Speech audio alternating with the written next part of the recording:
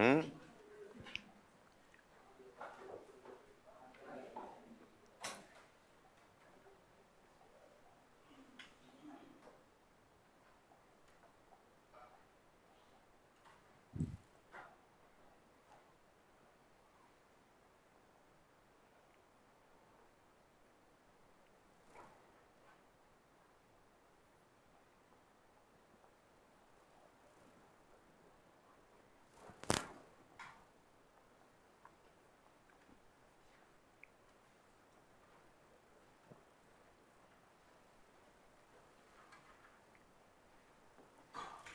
Animal husbandry की अपन बात करेंगे कि एनिमल हस्बेंड्री किसे कहेंगे।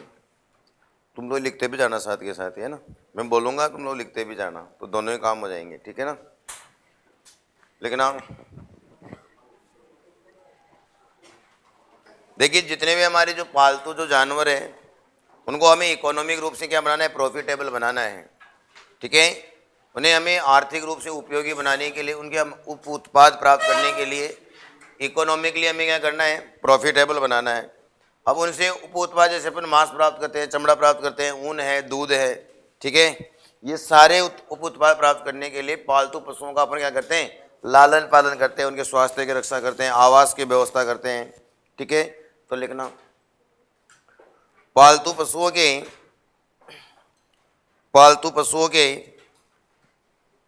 पालन पोषण, पालतू पशुओं के पालन पोषण,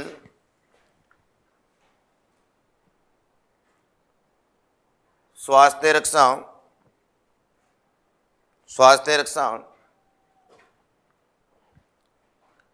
आवास प्रबंधन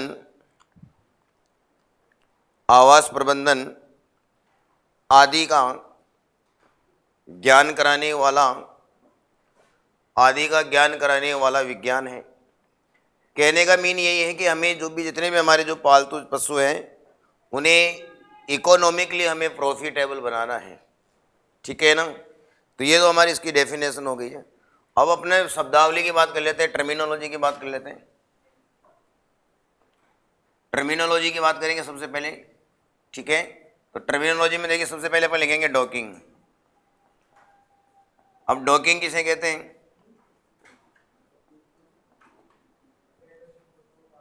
डॉकिंग का मतलब क्या है, पूंछ काटने की क्रिया।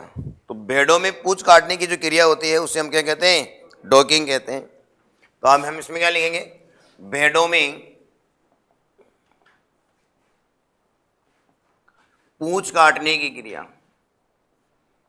पूंछ काटना, भेड़ों में पूंछ काटना क्या कहलाता है, डॉकिंग कहलाता है, ठीक है। पूंछ काटने के लिए अपन क्या काम में लेते हैं, टेल कटर काम में लेते हैं।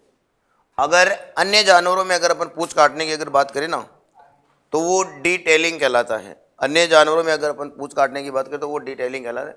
लेकिन ये हमारा बड़ा इंपॉर्टेंट है कि पूंछ काटने को अपन क्या कहते हैं, डॉकिंग कहते हैं। डॉकिंग का संबंध किससे है, भेड़ों से है, ठीक है। समय की अगर अपन बात करें कि समय क्या रहेगा, तो समय क्या रहेगा, 7 से 15 दिन। 7 से 15 दिन के भीतर हमें क्या करना चाहिए, पूंछ काटने की प्रक्रिया को पूरी कर लेनी चाहिए, ठीक है। आगे बात कर लेते हैं बच्चों। अगला है डीबी किंग। अगला कौन सा आ जाएगा, डीबी किंग आ जाएगा। और डीबी किंग का मतलब होता है पक्षियों में चोंच काटना।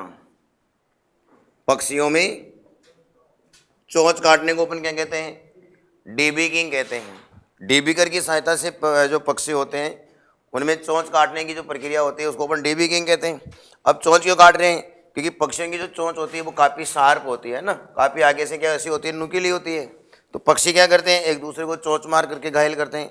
और चोंच मार करके घायल करने वाली क्रिया को अपन क्या कहते हैं, कैनाबोलिज्म। क्या कहते हैं, कैनाबालिज्म कहते हैं। यानी कि सौजातीय भक्षण, यानी कि एक दूसरे को चोंच मार करके घायल करना कैनाबालिज्म कहलाता है। रीजन भी है कि इनके आहार में NaCl और कैल्शियम की कमी होती है, इसलिए पक्षी एक दूसरे को क्या करते हैं, चोंच मार करके घायल करते हैं, ठीक है ना। अब बात करें चोंच काटने की बात करें, इसमें क्या उम्र रहेगी, समय की बात करें, समय रहेगा 1 महीना, जब पक्षियों की जो चूजे हैं उनकी उम्र अगर 1 महीने की हो जाए तो उस दरमियान हमें क्या कर लेनी चाहिए, चोंच काटनी चाहिए। ठीक है, अब आप बात करें कि चोंच कितनी काटनी है, तो देखिए चोंच का जो ऊपरी भाग है, चोंच का जो ऊपरी भाग है वो तो कितना काटते हैं, 1/4, 1/4 भाग काटते हैं। ठीक है, और चोंच का जो निचला जो हिस्सा होता है, निचला जो हिस्सा होता है वो कितना काटते हैं, अरे 1/8 काटते हैं। ठीक है, ये भी थोड़ा ध्यान रखना। तो ऊपर वाला ज़्यादा कटा है, नीचे वाला ज़्यादा कटा है, ऊपर वाले को ज़्यादा काटा गया है, ऊपर वाला जो पार्ट है वो ज़्यादा काटा गया है, नीचे वाला का थोड़ा कम काटा गया है। ठीक है, इसका आधा ही है। तो पक्षियों में चोंच काटने की क्रिया को अपन क्या कहते हैं, डीबीकिंग कहते हैं। ठीक है ना, और भेड़ों में पूंछ काटने की क्रिया को क्या कहते हैं, डॉकिंग कहते हैं। ठीक है, इसमें समय क्या रहेगा, 1 महीना। ठीक है, ऊपरी भाग कितना काटते हैं, 1/4, और नीचे वाला भाग कितना काटते हैं, 1/8 काटते हैं। ठीक है, अगला लिखना कैनाबालिज्म में। कैनाबालिज्म को आप लिख सकते हो स्वजाति भक्षण, इसको और आप क्या लिख सकते हो, स्वजाति भक्षण लिख सकते हो। खुद की ही जाति का भक्षण करना कैनाबालिज्म कहलाता है। तो लिखना, पक्षियों द्वारा एक दूसरे को, पक्षियों द्वारा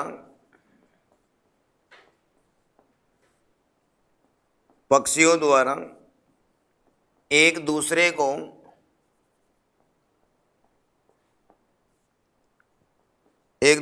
को चोंच मारकर घायल करना, चोंच मारकर घायल करना, एक दूसरे को चोंच मार करके घायल करना क्या कहलाता है, कैनाबालिज्म कहलाता है। ठीक है, तो कैनाबालिज्म में कारण लिख लेना। कारण क्या है, आहार में कैल्शियम व NaCl की कमी, कैल्शियम व NaCl की अगर कमी है तो पक्षी एक दूसरे को क्या करते हैं, चोंच मार करके घायल करते हैं। ठीक है,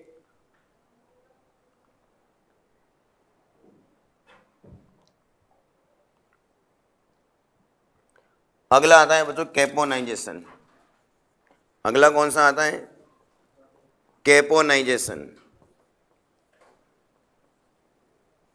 अगला कौन सा आता है, कैपोनाइजेशन। देखिए जनरल इंट्रोडक्शन में अगर बात करें तो पालतू, सबसे पहले जो है, जो पशु पालने का जो हमारा उद्देश्य था वो मांस प्राप्ति था, और सबसे पहले कुत्ता पाला गया था। लेकिन हमारे जो जानवरों की बात करें तो सबसे पहले भेड़ पाला गया था। ठीक है ना, भेड़ का पालन किया गया था। ठीक है, कैपोनाइजेशन का मतलब क्या होता है, जो भी नर पक्षी होते हैं उनकी शुक्र ग्रंथियों को निष्क्रिय करना, उनकी प्रजनन क्षमता को रोकना। उद्देश्य क्या हो सकता है, मांस को बढ़ाना। पक्षियों में तो क्या होगा, मांस बढ़ाना होगा। तो लिखना इसमें, नर पक्षियों की शुक्र ग्रंथियों को,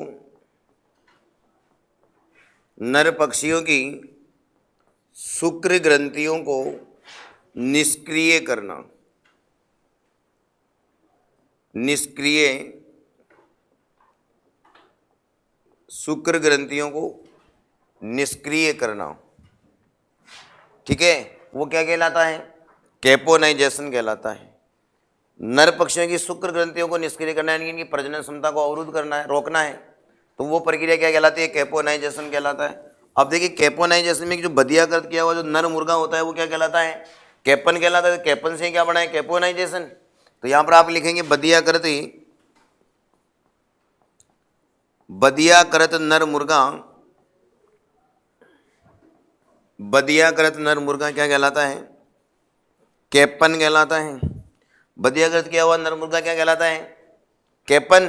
तो कैपन से क्या बना है, कैपोनाइजेशन। ओके, अब अपन बात करें बच्चों, देखिए कैपोनाइजेशन की जो प्रक्रिया है इसमें एक हम हार्मोन प्रयोग करते हैं। तो लिखना कैपोनाइजेशन में,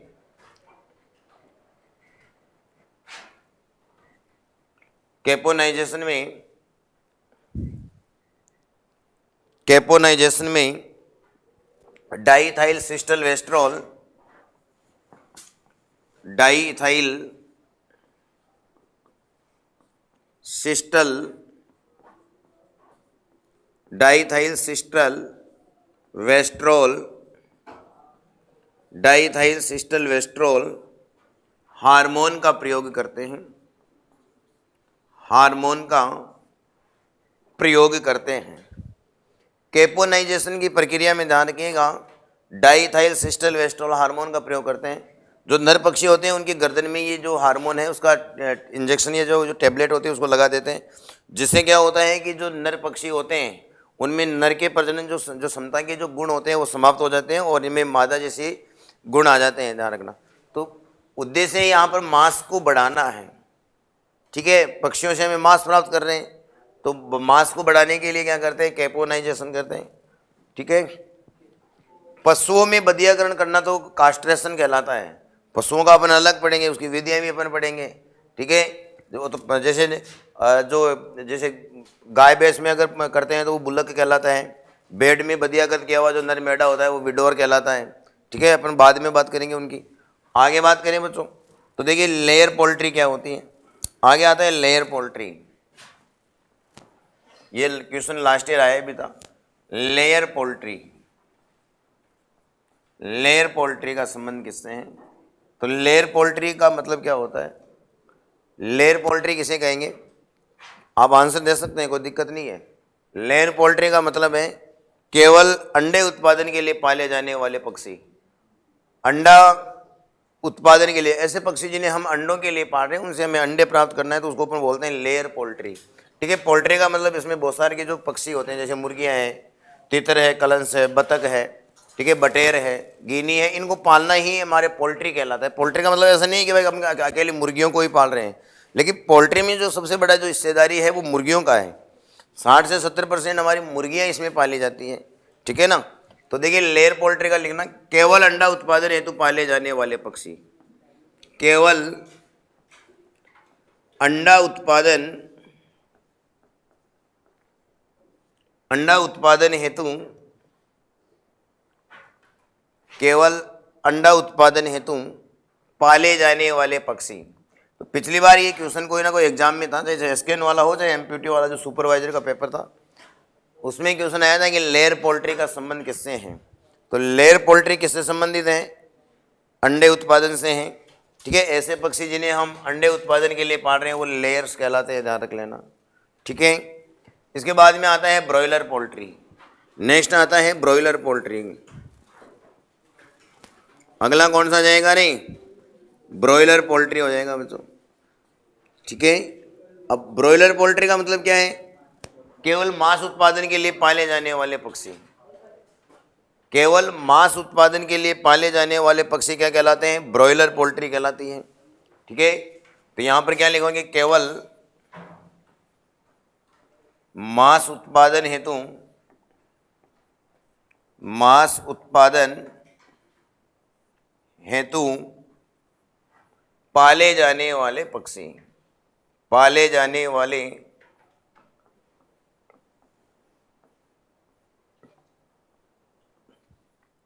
पक्षी। तो केवल मांस उत्पादन के लिए पाले जाने वाले पक्षियों को तो अपन कहते हैं ब्रॉयलर्स, ठीक है। और लेयर पोल्ट्री का मतलब क्या हो गया है?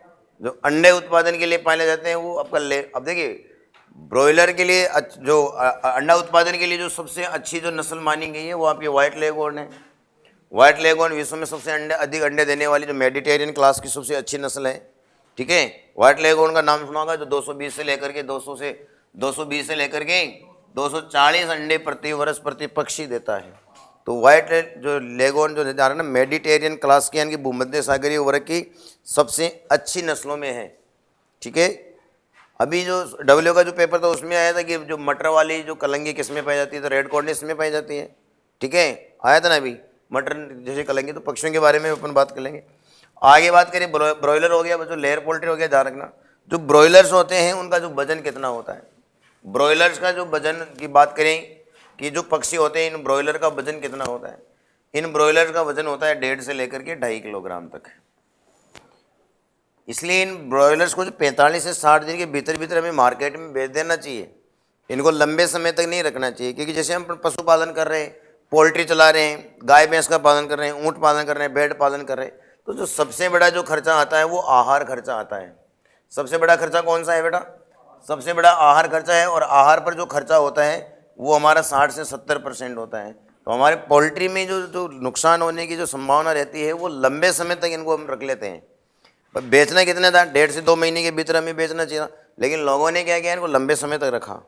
लंबे समय तक रखा तो क्या है कि वो घाटे में जाएगा, क्योंकि खाने इनका वजन तो बढ़ने से रहा। कभी देखा कि मार्केट में बड़ी मुर्गी आ रही है, भाई मुर्गियों की साइज वही रहेगी जो है। तो 1.5 से 2.5 किलोग्राम के लगभग इनका एवरेज वजन होता है। इसलिए ब्रॉयलर्स को ज़्यादा लंबे समय तक नहीं रोकना चाहिए। 1.5-2 महीने की उम्र में इनको मार्केट में क्या कर देना चाहिए? बेच देना चाहिए। ठीक है।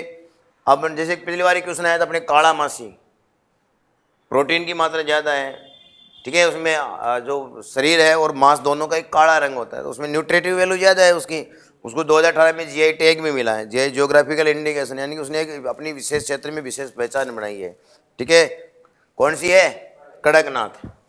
आगे बात कर लेते हैं बच्चों। ऑक्सीटोसिन हार्मोन का आपने नाम सुना होगा।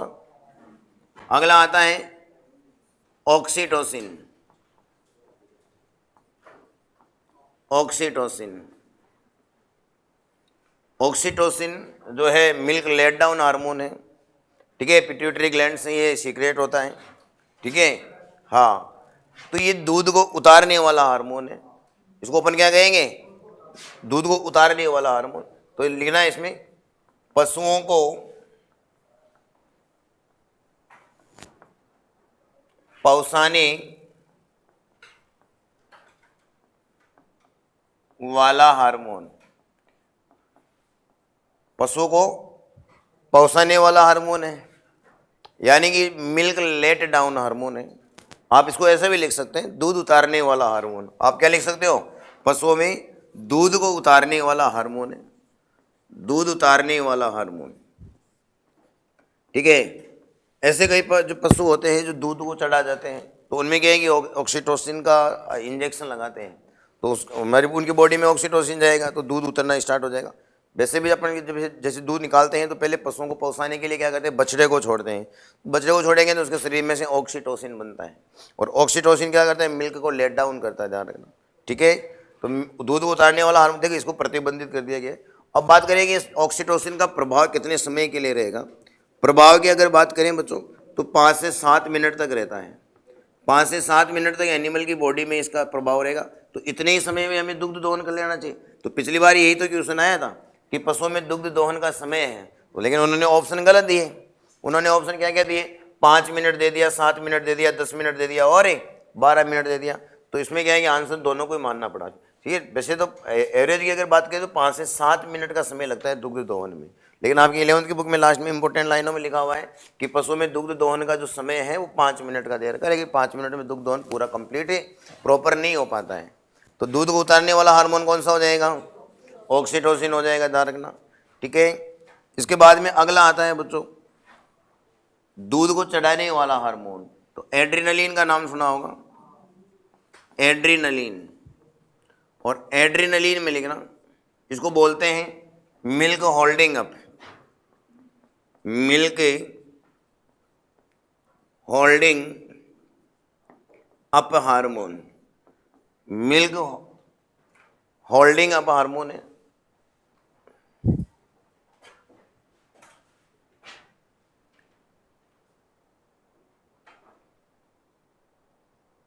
एड्रिनलिन के बारे में तुम लोग लिखना, दूध को वापस अयन में भेजने वाला हार्मोन।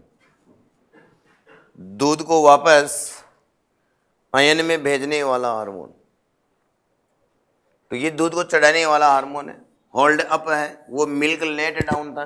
ठीक है, आज का लास्ट हार्मोन रहेगा बच्चों प्रोलैक्टिन। ये इसका क्वेश्चन भी आया हुआ है, प्रोलैक्टिन, दुग्ध स्त्राव को बढ़ाना। हाँ, दुग्ध स्त्राव को बढ़ाने वाला हार्मोन, बढ़ाने वाला हार्मोन। दुग्ध के स्त्राव को बढ़ाने वाला हार्मोन कौन सा है? प्रोलैक्टिन है। और दुग्ध का स्त्राव क्या कहलाता है? लैक्टोजेनेसिस कहलाता है। दूध का संचयन क्या कहलाता है? गैलेक्टोजेनेसिस कहलाता है, उन बाद में बात कर लेंगे जब हम दूध निकालने वाली जो विधियां वगैरह पढ़ेंगे, तो पशुओं में जब दुग्ध दोहन पढ़ेंगे उसमें देख लेंगे, ठीक है ना। आज का तो इतना, आज लेट हो गए थे ना, इसलिए इतना ही लगेगा ना।